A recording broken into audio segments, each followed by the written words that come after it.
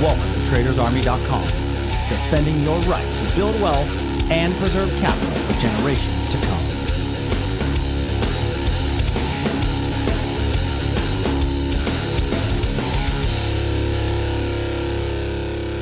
Oh yeah, it's Sunday. If that music doesn't make you dance, I don't know what will. Welcome everybody to the Daily Market Commentary.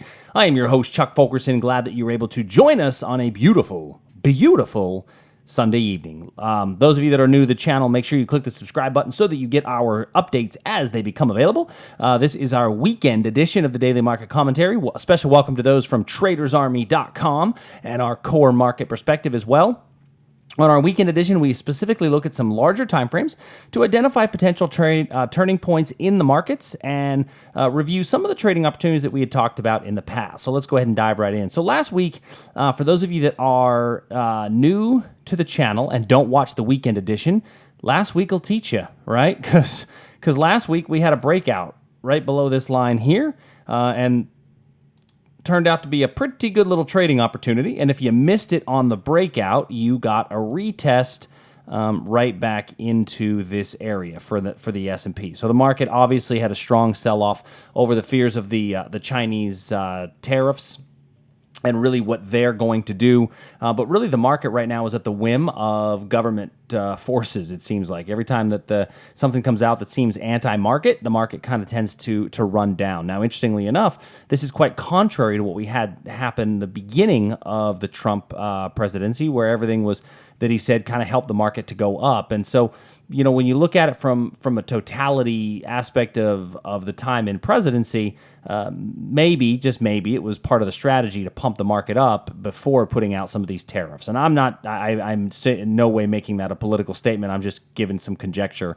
And so, you know, it makes us a little bit more palatable to take some of these pullbacks after we had nearly a 20% move up in 2017. So just something to consider. You know, you bolster you pump it up a little bit before you set out the bad news, and then it comes down into some areas. So now, as far as coming down to some areas, if I pull this to a daily chart, we've not touched the February lows yet, and not quite there yet. I will say that if you put the S&P up, the actual SPX, you know, we've broken through what was a weekly demand area, but we've not put in a lower swing low. And a matter of fact, this does have the signal. What's funny is somebody said, "Well, this is a double top," and I heard somebody else say, "No, what if it's just a double bottom?" And so, what is it? I don't really know. I'm not gonna pretend like I do know. You know, here on our moving averages, a lot of people do trade utilizing moving averages. We have come below the 50-day moving average, pretty solidly below the 50-day moving average. The 50-day moving average is the one in green. Now we are bouncing off of, though I don't have it on here, the 200-day the 200-day moving average, and a lot of people do like the 200-day moving. Oh, I don't have it. I thought I had the 200-day on here as one of my setups, but I don't. But anyway, we are bouncing off we are hitting right at the 200-day moving average. So will we find some support there? We might. There could be a little bit of support that comes into play there. I don't know that there will be, but if we do get a little bit of a bounce, be very aware of this area right up above us. I kind of feel like we've got some headwinds that we're going to have to be able to sail through. On a weekly time period, on a weekly chart, we hit this area that we broke through earlier this year, and still kind of continuing to trade down from there. So let me pull this back to the ES, which is what I'm primarily looking at. Let me get rid of all these studies. Make it clean, a little bit of a cleaner chart. So now looking at this on the weekly, the weekly time period, we had an area here that we had broken already once, and now we've come back down. So really, this is my next strong area. It's around 2,500. So I think there's still 100 points that we could certainly fall in the S&P. And and then if we do get below this low here, then that will get us to 2 consecutive lower swing lows and 2 consecutive lower swing highs. That's the definition of a weekly downtrend. So those of you that are, are position traders, you're certainly going to want to be looking at a position style. On a monthly chart, though, I will say on a monthly chart, this is not that big of a pullback. Relative to the straight up move that we had here, we've still not come back to our what would be considered our line in the sand, our area of demand that hasn't been broken. Monthly levels of demand do not get broken very often, but the problem was we hadn't put in a new monthly demand. We rallied straight up from the prior fair price value area for buying, and there was none that was put in. So all we've done now is kind of come down, we've not come down to it, but if we do come down to it. So I think there's still plenty of room for this market to continue to fall. So for short-term traders, position traders, you need to be aware. For investors, it's really hard not to overreact in this market. Really hard not to overreact, especially if you got into the market, late last year. And that's kind of what I see a number of investors doing, is overreacting to what is really just a normal pullback in the grand scheme of things in a market. We're not to an abnormal pullback as of yet. When we get to an abnormal pullback, then all bets are off. But we're not to that abnormal pullback as of yet. But let's go look some trades. Looking specifically at trades as far as the hourly time period goes, we got to go back got to go back a ways to see if we can find any areas. So I'm going to go back on let's see, we got a 90-day, 15-minute chart here, which will allow me, I'm going to draw this as a reference line, extend this to the left. That'll be my reference line, so I'm going to be looking for prices below this line. And I do have some from way back here that we had identified. So there are some from way, way, way back. But looking back off this 90-day, 15-minute chart, we're actually kind of right at what could be considered a potential buying area right now from the February drop right off of that double bottom pattern that we had in here. So we are at a little bit of a level where we could get a bit of a bounce. I don't think it'll be a super long bounce, nor will it last too long, but I think it's one to kind of keep in mind. Beyond that, though, you've got to come way, way back.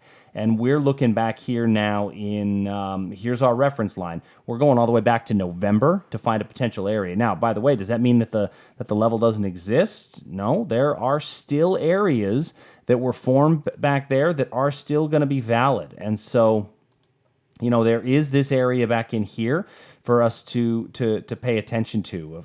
We can use this as a potential area, kind of going back from right through here. So let's keep an eye on this one moving. But I think one more front of mind and maybe closer to looking at would be the NASDAQ. Now this NASDAQ, let's take a look at some of these areas. So I had talked about this 6620 area. We had been looking at that, frankly, for 3 weeks. Market hit the 6620 area. We got a little bit of a bounce off of it, but I had said in the Friday morning video, if you've got profits, take them, and hopefully that you did, and you got a little take out of that. This evening, we have actually opened up in our buying opportunities. So I think that, we're getting a little run out of it. We're up 44 points, in the NASDAQ right now. And then that could continue to run a bit longer. If you're already in it, great. If you're not in it yet, I think you've missed most of the move. I think that I'd be looking to take profits probably right around this 66.75 area. If we get that high, I'd be really surprised. Overall, we just don't have a lot of strength in this market. This actually looks for a really good potential reversal point if we do make it up to there. Not sure that we will. Oh, wrong drawing tool. Oh, wrong tool. Okay, here we go. So right in here could be a bit of a reversal point. Now, this is a 15-minute chart, so be aware. Anytime we look at 15-minute charts, you've got slightly higher level of risk, but this area could be one worth paying particular attention to going forward. And maybe if you're long off this area here, you're looking to take profit somewhere right in that region. All right, looking at crude oil moving on up. As crude oil has gained some strength, we're almost back to that 66 area of resistance that we've had in the past. However, we put in a slightly higher swing low, a higher swing high. So if we break above here, I think we could get a breakout to the upside in crude. I'm going to put a breakout trade in place here. I don't know how well that's going to work or how effective that'll be, but if you look at this on a weekly time period, there's clearly room for it to run up to 73.93 if we can break above this 66 region. So keep that area in mind. Now, that first reversal off the 66 was off this little wick. This little candle right here was the reason for our first reversal off that 66. And if we break through there, then that tells me that maybe that there's not a whole lot of sell orders left in this region, and we'll be looking up here for our next opportunity. So there's our CL trade. I think that one actually works out pretty well for those of you that are oil traders. Gold has acted as a hedge. That's what gold does. Gold hedges. Gold hedges the market in general. So we're down slightly in pre-market trading, although we did have a breakout long in gold on Friday. So hopefully a number of you are able to take advantage of this little trade. We talked about don't hold things over the weekend, so hopefully you made a little profit off of that movement. But I'm going to take that out as that's no longer going to be a valid area for us. We still have this area down here, which we got one little touch into it right at the European market open, but I still think that there's probably still some validity to a retest of this region here. So I'm going to leave this area on if indeed we get a rally in the markets tomorrow and we get a pullback into here. This could be a good buying opportunity in the GC. Coming over to our bond markets. So our bond markets, we saw a little bit of strength in the bonds, but not enough for me to be willing to jump in on the bonds just yet. I think that we're in a basing scenario right now in the bonds, and I'm going to leave that basing alone. The Aussie. So let's take a look at our Aussie position. So the Aussie, I had a breakout potential right in here. This was the we call that the worst case scenario. Breaks above and then does a if I gave this a technical trading term, it would be as it hit above and then came smoking down out of there. So that one definitely a losing position if you took that breakdown. The euro, we've still not reached any of our levels. Same thing for the Canadian, although the Canadian in my mind put in a potential reversal point right through here. So just keep your eye on it. It got hit once, and it may get hit again. So just keep your eye on that particular area. Looking at our nat gas, we had a breakdown below this area here. If you took this breakdown, you are singing and dancing and everything it is. If you took the breakout to the upside in the Great British Pound, you're singing, you're dancing. So both of these breakouts making you a happy camper, as it says right now. Copper's making you angry because you missed it by a tick, but sometimes that's going to happen. So I got really nothing to add on any of these markets as it stands. For the meantime, I would just hold pat on the positions that you have in play. And if you don't have any in play, there's really no levels that have been put in that are going to make me comfortable to add to it. So overall commentary, just kind of keep an eye on any long positions that you may have in play. As an investor, what I would say is there's still not a reason to overreact. As tempting as it is to overreact, there's still not a reason to overreact as an investor. As a trader, we are definitely in a bearish sentiment in my mind, but there's still opportunities like we're in the middle of right now. 43 points up in the Nasdaq from the close on Friday on a Sunday night. So for some of you,